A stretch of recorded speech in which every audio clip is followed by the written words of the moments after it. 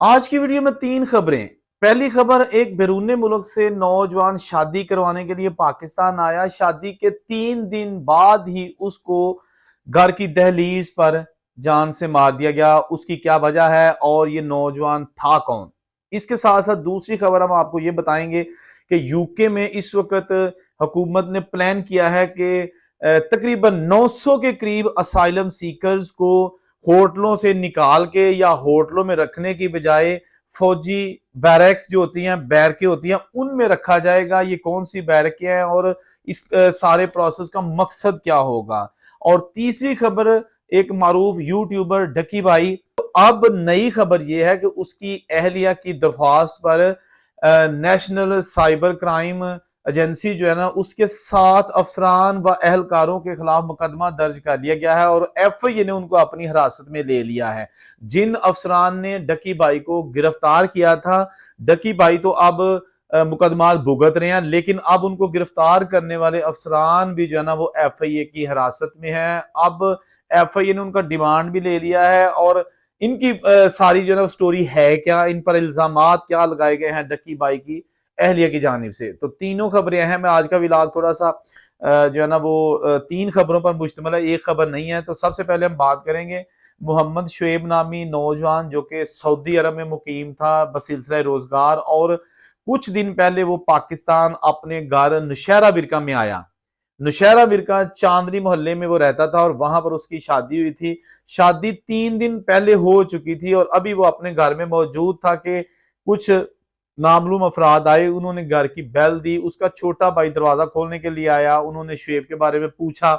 उस भाई ने कहा कि हाँ वो घर में ही है। इन्होंने कहा कि उसको जरा भेजना। शुएब जो ही आया, दरवाजे के करीब दरवाजे में आके खड़ा ही हुआ कि इन्होंने उस पर फायरिंग कर दी। मौका पर जो ना उसको मार दिया गया और वहां से फरार हो गए। ताहाल उनका कोई पता नहीं चल सका कि वो कौन थे, वजह क्या थी।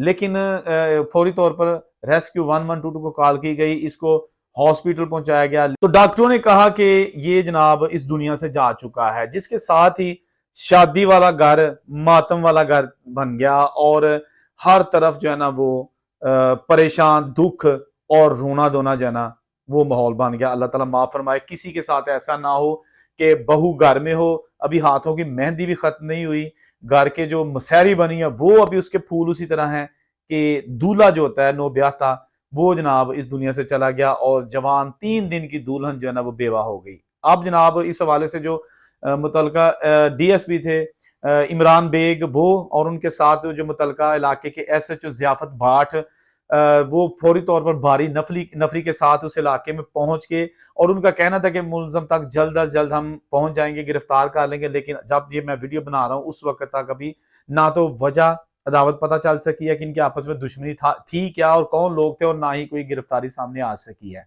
तो जो ही इसकी में कोई मजीद अपडेट होगी वो भी आपके साथ हम जो है ना वो जरूर शेयर करेंगे। अब दूसरी खबर हम यूके से, और ये यूके की खबर जनाब असाइलम सीकर जो यूके में इस वक्त लाखों की तादाद में मौजूद है।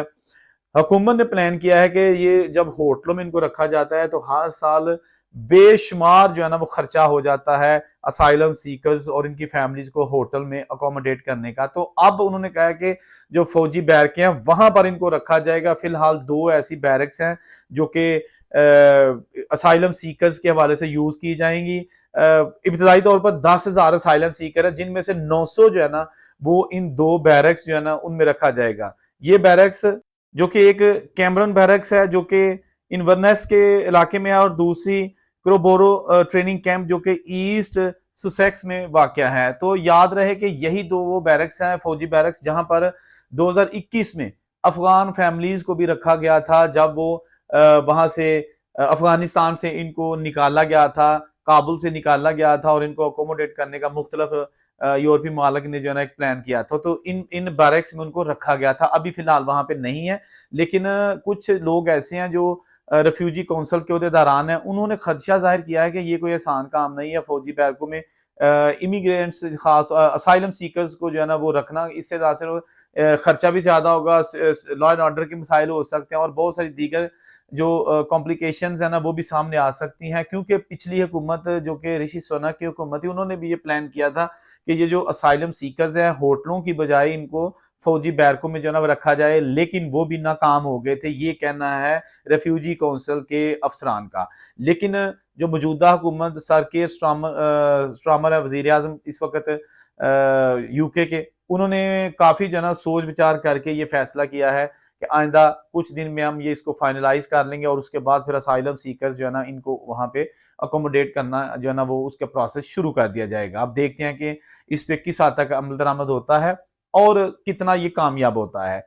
तीसरी खबर, डक्की भाई जो एक पाकिस्तान के मशहूर यूट्यूबर हैं, उनको कुछ हफ्तों से जो है ना वो एनसीसीआईए के जो उस वक्त सरफराज चौधरी साहब थे, उन्होंने अरेस्ट किया था अपनी टीम के हमरा के जी इन्होंने जुए की तशहीर की है, कुछ बैरूनी फंडिंग से अपने जो नौजवान नस्ल उनको तबाह करने की कोशिश की है और बहुत सारा पैसा कमाया है। तो उस हवाले से काफी सरफराज चौधरी जो है ना उनका जो डायरेक्टर हैं एनसीसीआई के, उन्होंने तहलका खेज बयान भी दिए मीडिया में आके और कहा कि जी किन किन मजीद यूट्यूबर्स को हम पकड़ रहे हैं, टिकटॉकर्स को पकड़ रहे हैं। लेकिन अब जनाब पहले तो उनको सरफराज साहब को इनके ओहदे से हटा दिया गया, यानी कि इनको किसी और जगह भेज दिया गया, ये पोजीशन उनसे ले ली गई।